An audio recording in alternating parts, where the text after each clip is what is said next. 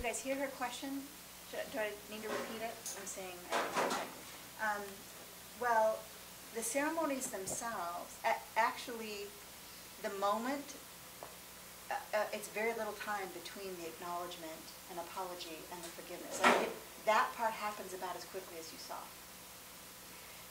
It takes about 3 to 4 months of work in the community to prepare for the ceremony.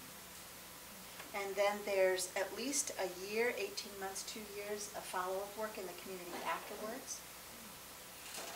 So that's really where the time is. But it really is that fast. That initial moment is really about that fast. And part of that is cultural. Culturally for them, if you acknowledge in front of the community what you've done and apologize, the cultural response is, I forgive you. But what they mean by that isn't, and that's the end of it. What they mean by that, and what that means culturally, is I am agreeing to begin together and to go forward with you together. So they see it not as the end of it, but as the beginning of the process.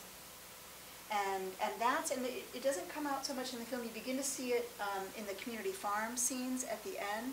There's a whole series of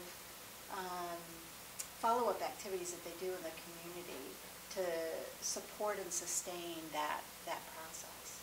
And I can talk more about what those processes are if you guys are interested in hearing some more. Yeah. The time between the actual atrocities and the point at which they are all even willing to start thinking about that after all that time of suffering, how much time is that? Well, the war ended in the beginning of 2002. The first Fambul Tok ceremony was in 2008, so 6 years later. So yeah, and a lot like Sarah and Yuma, their situation happened in the early part. The war started in 1992, and I think it was in 92 that Sarah says that happened to him. So, it's been quite a long time for some of them who had these experiences in the early stages of the